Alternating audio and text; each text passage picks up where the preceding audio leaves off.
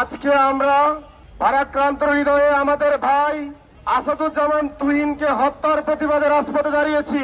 আমি আপনাদেরকে বলতে চাই, আমাদের ভাই তুহিনকে হত্যা করা হয়েছে, এখন পর্যন্ত কোনো খুনিকে সেভাবে প্রকাশ করা হয় নাই, খুনিকে সেভাবে গ্রেপ্তার করা হয় নাই। আজকে যদি এই ইন্টারিয়াম গভর্নমেন্টের কোন উপদেষ্টার পরিবারের কাউকে খুন করা হতো, ডক্টর ইউনূসের পরিবারের কাউকে খুন করা হতো, তাহলে কি এত সময় লাগতো খুনিদেরকে গ্রেপ্তার করতে? গত এক বছরে ইন্টারিয়াম গভর্নমেন্টের যারা উপদেষ্টা রয়েছেন তাদের পরিবার আত্মীয় স্বজনের প্রতি কোনো হুমকি হামলা হয়েছে কি আপনারা দেখেছেন এ ধরনের ঘটনা ঘটতে? কিন্তু দেখেন, গত এক বছরে বাংলাদেশে যেই কোনো পেশা থেকে সবচেয়ে বেশি নির্যাতিত হয়েছে, হামলার শিকার হয়েছে, খুনের শিকার হয়েছে সাংবাদিকেরা। আরো দুঃখের বিষয়, বিগত ফ্যাসিস্ট আমলে 17 বছরে সবচেয়ে রক্ত দিয়েছে যে পেশাজীবীরা, তারা হলেন সাংবাদিকেরা। যারা চাকরি হারিয়েছেন তারা হলেন সাংবাদিকেরা।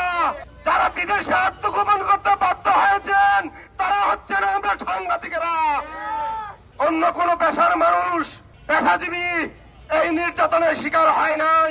আরো দেখিয়ে দিতে চাই, জুলাই আন্দোলনে ছাত্র জনতার পরে সবচেয়ে বেশি জীবন দিয়েছে সাংবাদিকেরা।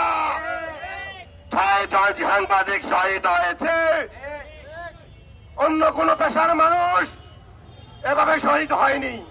কিন্তু এই জুলাই বিপ্লব করে বিনিময়ে সাংবাদিকেরা কি পেল? আমরা কি পেলাম? আমরা পেলাম আমাদেরকে দিনে দুপুরে হত্যা করা হয়। আমরা আমাদের ভাইয়ের লাশ পেলাম, আমরা আমাদের সুরক্ষা পেলাম না। আমি অন্তর্বর্তী সরকারকে বলতে চাই, আপনি ওই তুরা, প্রিয়, হাসান সহ শুরু করে ওই 6 জন সাংবাদিকের রক্তের উপর দাঁড়িয়েও আপনি শপথ নিয়েছেন।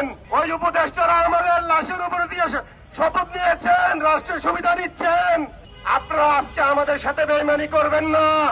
আমাদের ভাই প্রিয় এবং তোরাবের রক্তের সাথে বেইমানি করবেন না। আপনারা সাগর রুনির হত্যাকাণ্ডের সাথে বেইমানি করবেন না। আমরা 17 বছর ধরে সাগর রুনি হত্যাকাণ্ডের বিচার চাইছি, আমরা পাইনি। আমরা ভেবেছিলাম দেশ স্বাধীন করেছি। এই ইন্টারিয়াম গভর্নমেন্ট সাগর রুনি সহ জুলাই বিপ্লবে শহীদ যারা হয়েছেন, যারা তাদেরকে হত্যা করেছেন, হত্যাকাণ্ডের বিচার করবেন, খুনিদের গ্রেপ্তার করবেন। কিন্তু ইন্টারিয়াম গভর্নমেন্ট বিগত 17 বছর সহ জুলাই বিপ্লবে শহীদ হওয়া ওই ভাইদের পরিবারকেও কোনো ক্ষতিপূরণ দেয়নি, খুনিদেরকেও গ্রেপ্তার করে শাস্তির আওতায় আনেনি। আমরা এর তীব্র নিন্দা এবং ধিক্কার জানাই। আমরা সরকারকে বলতে চাই, আপনাদেরকে আমরা দায়িত্বে বসিয়েছি, আপনারা গতানুগতিক চাকরি করার জন্য এখানে বসেন নাই। আপনারা যদি দায়িত্ব পালন না করতে পারেন, ওই গতানুগতিক চাকরি করার কোনো সুযোগ নাই। আপনাদেরকে আমরা টেনে হিসড়ে নামাবো। যদি আপনারা দেশের জনগণের সাংবাদিকের নিরাপত্তা না দিতে পারেন, সুরক্ষা না দিতে পারেন, তাহলে আপনাদের আর আমাদের প্রয়োজন নাই। আমরা আজকে আবার বলতে বাধ্য হয়েছি, সাগর রুনি মুক্ত, শেষ হয়নি যুদ্ধ। তোরা প্রিয় মুক্ত, শেষ হয়নি যুদ্ধ। আসাদ তোরা মুক্ত, শেষ হয়নি যুদ্ধ। আমরা সরকারকে বলতে চাই, 24 ঘন্টার মধ্যে এই খুনিদের গ্রেপ্তার করুন। জুলাই আন্দোলনে যে 6 জন ভাইকে হত্যা করা হয়েছে আমাদের সাংবাদিক, ওই সমস্ত খুনিদের গ্রেপ্তার করুন। সাংবাদিকদের ফ্যামিলিকে ক্ষতিপূরণ দেন। বিগত 17 বছর যে সমস্ত সাংবাদিক চাকরি হারিয়েছে তাদের চাকরি বহাল করুন, তাদের পরিবারকে ক্ষতিপূরণ দেন এবং সর্বোপরি সাংবাদিকদের জন্য একটি সুরক্ষা আইন করুন। এবং আমাদের প্রায়ের দাবি, আমাদের নবম ওয়েজ বোর্ড বাস্তবায়ন করুন। আমরা দেখেছি সকল পেশাজীবীর উন্নয়ন হয়েছে। এই জুলাই বিপ্লবে কেউ না কেউ কিছু না কিছু সুযোগ সুবিধা পেয়েছে, কিন্তু সাংবাদিকদের নবম ওয়েজ বোর্ড বাস্তবায়ন করা হয় নাই। কোন কোন হাউসে 8ম ওয়েজ বোর্ড পর্যন্ত বাস্তবায়ন করছে না। বরং সাংবাদিকেরা যদি তাদের প্রক্রিয়া এবং ন্যায্য বেতনের জন্য আন্দোলন করে, তাদেরকে বিভিন্ন ট্যাগ দেওয়া হয়, বলা হয় তারা দখল করে, তারা দুর্বৃত্তায়ন করে।